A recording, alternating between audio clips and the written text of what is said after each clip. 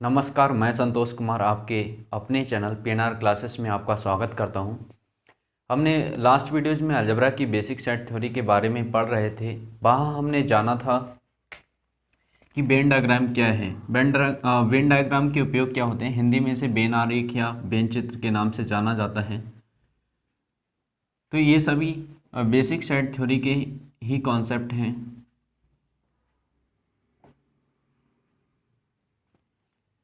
आइए वीडियो को स्टार्ट करते हैं। आप पिछली वीडियोज में जाके एक बार अपने कॉन्सेप्ट को क्लियर कीजिएगा। पिछली वीडियो से आप वेन डायग्राम, सेट के टाइप्स और union, intersection, difference of set, symmetric difference of sets के बारे में विस्तार से पढ़िए। उसके बाद इन क्वेश्चनों को आप आसानी से समझ पाएंगे।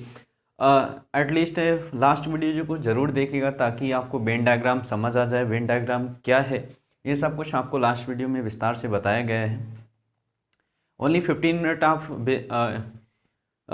स्पेंड करके आप इतनी ही नॉलेज को कैप्चर कर पाएंगे। इसलिए आप ज़रूर से ज़रूर आप इस चीज़ को अपनी वीडियो के साथ स्पेंड कीजिएगा और वीडियो को कंप्लीट ज़रूर देखिएगा। यदि वीडियो आपको पसंद आती है तो वीडियो को लाइक करें, शेयर करें एंड कमेंट करके ज़रूर बताइएगा कि आपको वीडियो यदि अच्छी लगती है तो वीडियो को इतनी प्रेम दें, इतना प्रेम दें कि वीडियो को प्रेम देने का मतलब होता है वीडियो को आप इतने प्यार से देखें कि उसमें कॉन्सेप्ट आपका क्लियर हो जाए। और कॉन्सेप्ट यदि क्लियर होता है तो कमेंट करके हमें ज़रूर बताइएगा ताकि हम आपको नेक्स्ट वीडियो जल्दी से जल्दी प्रोवाइड करा पाएंगे। हमारे पिछले और इस वीडियो के बीच में बहुत ज़्यादा गैप हो गया है थोड़ी कुछ प्रॉब्लम की वजह से। उसके लिए मुझे खेद है, लेकिन अब आपको कंटिन्यूसली वीडियो प्रोवाइड होती रहेगी। इसीलिए अब वीडियो को आइए स्टार्ट करते हैं देर ना करते हुए। चलिए, इसमें क्वेश्चन है सेट थ्योरी क्या। हमने वेन डायग्राम को लास्ट वीडियोज में डिस्कस किया गया था तो उस पर बेस कुछ क्वेश्चन लेकर उपस्थित हुए हैं। यहाँ पर हम 3 क्वेश्चन के बारे में डिस्कस करेंगे। वीडियो को ज़्यादा लेंथी नहीं कर रहे हैं। ये आपके पास पहला क्वेश्चन है, कह रहा है कि 1000 व्यक्तियों में से, आप देखिएगा वेन डायग्राम इतने बड़े क्वेश्चन को कितने आसानी से आपको सॉल्व कर पाएगा। कह रहा है 1000 व्यक्तियों में से 700 हिंदी पढ़ सकते हैं और 240 केवल अंग्रेजी पढ़ सकते हैं। और दोनों अंग्रेजी और हिंदी कितने व्यक्ति पढ़ सकते हैं। अब ध्यान से सुनिएगा, टोटल 1000 व्यक्ति हैं, उनमें से 700 हिंदी पढ़ सकते हैं और 240 आपकी केवल अंग्रेजी पढ़ सकते हैं। तो आप वेन डायग्राम क्या होता है, आइए फिर से स्टार्ट करते हैं कि आप एक सेट या सर्किल, किसी भी बंद शेप, ज्योमेट्री की किसी भी शेप से आप किसी भी सेट को रिप्रेजेंट कर सकते हैं। आइए देखते हैं कि जिसमें आपको हिंदी, इसे हिंदी का सेट आपने इस सर्कल से डिनोट किया है। सर्कल के अंदर जितना भी एरिया है वो हिंदी का एरिया है, यानी कि इसमें हिंदी पढ़ाने वाले लोग हैं। अब बात करते हैं कि अंग्रेजी, इंग्लिश के ये वाला जो सर्कल है, इस वाले सर्कल में आपको जो टीचर्स इंग्लिश पढ़ाते हैं या जो केवल इंग्लिश पढ़ सकते हैं, जो व्यक्ति केवल इंग्लिश पढ़ सकते हैं वो इस एरिया में आएंगे। जो केवल इंग्लिश पढ़ सकते हैं वो इस एरिया में आएंगे और जो केवल हिंदी पढ़ सकते हैं वो इस एरिया में प्रेजेंट होंगे। अभी ये बचा हुआ एरिया, जो ये वाला एरिया बचा, इस वाले एरिया में वह व्यक्ति आएंगे जो दोनों हिंदी और इंग्लिश दोनों पढ़ सकते हैं। तब आपके पास टोटल व्यक्ति कितने हैं, टोटल व्यक्ति हैं यानी कि आपके 1000। तो इसका मतलब क्या है कि हिंदी और इंग्लिश का यूनियन जब लोगे, हिंदी और इंग्लिश का यूनियन लोगे तो वो कितना है 1000, यानी कि टोटल अगर इसको भी रिप्रेजेंट कर दिया जाए, सबको अगर सेट कर दिया जाए तो टोटल 1000 आपके पास हैं। इसमें से 700 हिंदी पढ़ सकते हैं। ये 700 व्यक्ति हैं जो हिंदी पढ़ सकते हैं और 240 आपके इंग्लिश पढ़ सकते हैं। केवल अगर वर्ड यूज हो रहा है तो समझ लीजिएगा कि इस वाले एरिया में नहीं होंगे, इस वाले एरिया में होंगे। तो 240 आपके क्या पढ़ते हैं, अंग्रेजी पढ़ सकते हैं केवल। तो बताइएगा दोनों कितने व्यक्ति दोनों सब्जेक्ट पढ़ सकते हैं, हिंदी और इंग्लिश दोनों कितने पढ़ सकते हैं। अब आप ये 700 हैं और 240 ये हो गए, तो आपके पास टोटल स्टूडेंट ये है 1000। और यहाँ पर हो जाता है जो केवल हिंदी और केवल इंग्लिश पढ़ने वालों की संख्या कितनी हो गई, 700 और 240 940 हो गई। तो 1000, तो आप 1000 में से 700 प्लस 240 यानी कि 940। तो स्टूडेंट कितने बचेंगे, कितने व्यक्ति हैं, कितने विद्यार्थी या कितने भी व्यक्ति हैं जो आपके दोनों सब्जेक्ट पढ़ सकते हैं? तो 60 व्यक्ति ऐसे हैं जो आपके अंग्रेजी और हिंदी दोनों पढ़ सकते हैं। कितने आसानी से आपने कर लिया, केवल वेन डायग्राम पर रिप्रेजेंट किया था, यहाँ पर रिप्रेजेंट करना मैंने सिखाया है, नहीं तो ये यहाँ ही डायरेक्टली आपको सॉल्व कर सकते हैं कि 700 ये हो गए, 240 ये हो गए, तो आपके 60 यहाँ पर आ जाएंगे। तो वेन डायग्राम को कैसे यूज किया जा रहा है तो आपने इस वीडियो में बता रहे हैं। हम फर्स्ट क्वेश्चन होल्ड कर चुके हैं, कितना आसानी से आप कर पाए इस क्वेश्चन को कि 1000 व्यक्ति में से 700 केवल क्या पढ़ सकते हैं, हिंदी पढ़ सकते हैं, और 240 केवल अंग्रेजी पढ़ सकते हैं। और तो कितने व्यक्ति ऐसे हैं जो दोनों सब्जेक्ट पढ़ सकते हैं? तो ओनली 60 व्यक्ति ऐसे हैं जो दोनों सब्जेक्ट पढ़ सकते हैं।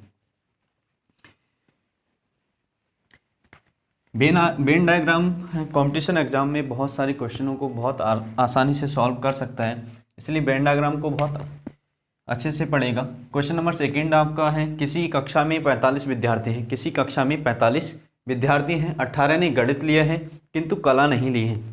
तो कक्षा में कितने विद्यार्थी हैं? टोटल 45 विद्यार्थी हैं।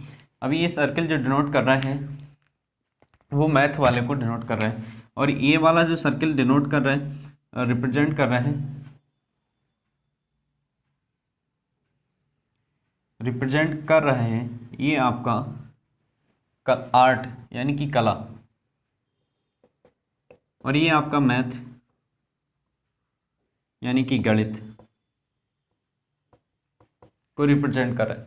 अब ये जो दोनों कॉमन है, ये जो सर्किल का ये वाला पार्ट है, ये वाला जो पार्ट है ये दोनों के लिए रिप्रेजेंट करता है। पिछले वाले क्वेश्चन में भी हमने बताया, कह रहा है टोटल 45 विद्यार्थी हैं, 18 ने गणित लिया है किंतु कला नहीं लिए। तो गणित लिया है 18 ने लेकिन कला नहीं लिए, तो ये इस एरिया में आएंगे, इस वाले एरिया में आएंगे 18 स्टूडेंट्स जो कि केवल मैथ पढ़ते हैं, कला नहीं पढ़ते हैं, और 28 ने गणित लिया है। और 28 ने टोटल जो बच्चे हैं जिन्होंने गणित लिया है वो 28 हैं, जिसमें से 18 ऐसे हैं जिन्होंने क्या लिया है, गणित, ओनली केवल गणित लिया है, और 28 ऐसे हैं जिन्होंने गणित लिया है।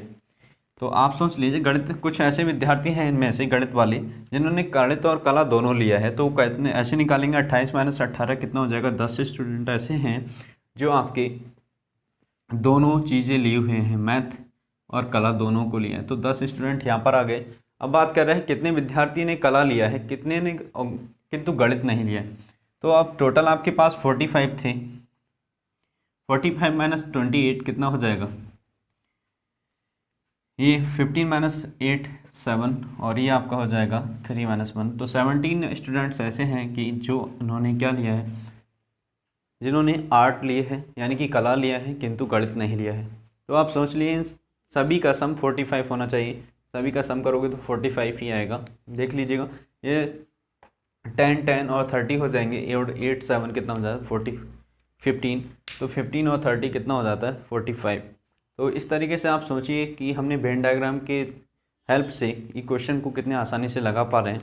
ऐसे ही कंपटीशन एग्जाम के कुछ क्वेश्चनों को आप बहुत ही अच्छे से भी लगा पाएंगे। वेन डायग्राम बहुत ही हेल्प करता है, इसलिए वीडियो को लास्ट तक ज़रूर देखिएगा। और हम नेक्स्ट वीडियो में भी वेन डायग्राम पे बहुत सारे क्वेश्चन करने वाले हैं। क्वेश्चन नंबर 3 पर देखिएगा क्या कह रहा है ये क्वेश्चन। एक विद्यालय में 22 अध्यापक हैं जो गणित कला पढ़ाते हैं, गणित पढ़ाते हैं या फिर कला पढ़ाते हैं। इनमें से 14 गणित पढ़ाते हैं, टोटल कितने हैं 22, और 5 कला और गणित दोनों पढ़ाते हैं। कितने अध्यापक कला पढ़ाते हैं? तो आप फिर से बनाइए एक सर्कल, 2 सेट के लिए रिप्रेजेंट करने के लिए 2 सर्किल बना लेते हैं। और सबसे पहले देखिएगा कि टोटल आपके पास कितना है, यानी कि ये है मैथ और ये है आर्ट। ये मैथ वाले का सर्किल है यानी मैथ वाले सेट को रिप्रेजेंट कर रहा है, और ये वाला सर्किल आपका आर्ट वाले सेट को रिप्रेजेंट कर रहा है। अब 5 आपके कला और गणित दोनों ही पढ़ाते हैं, तो इसमें से 5 आपने यहाँ लिख लीजिए, और 14 गणित पढ़ाते हैं। तो 14 गणित पढ़ाते हैं, तो यही सोचिए कि ये वाला जो सर्किल है इसमें 5 तो ऑलरेडी आ चुके हैं, यानी कि मैथ वाले 5 पहले से हैं, तो 9 और ऐड कर दीजिएगा तो 14 हो जाएगा। टोटल ये कितने हो गए, अब मैथ वाले कितने हो गए 14, जिसमें सिर्फ 9 केवल मैथ पढ़ाते हैं और 5 ऐसे हैं जो मैथ और आर्ट दोनों पढ़ाते हैं। अब सोचिएगा कि अब आपसे क्वेश्चन कर रहा है कि कितने अध्यापक कला पढ़ाते हैं, तो कितने अध्यापक टोटल है आपके पास 22, 22 माइनस 14 कितना बचेगा 8। 8 ऐसे अध्यापक हैं जो केवल आर्ट पढ़ाते हैं, मैथ नहीं पढ़ाते। तो ये सभी टोटल कितना है देखो, 9 5 कितना होता है 14, 14 और 8 कितना है 22। तो सभी का सम इसमें जितना भी बेन आरिफ में टोटल जो होगा, यानी टोटल का मतलब है यूनियन। यूनियन कितना है, मैथ के अध्यापक और आर्ट के अध्यापक का यूनियन जो है वो 22 है, ऐसे समझ लीजिएगा। और इंटरसेक्शन कितना दिया है, एम इंटरसेक्शन ए कितना दिया है 5। और आपसे कह रहा है कि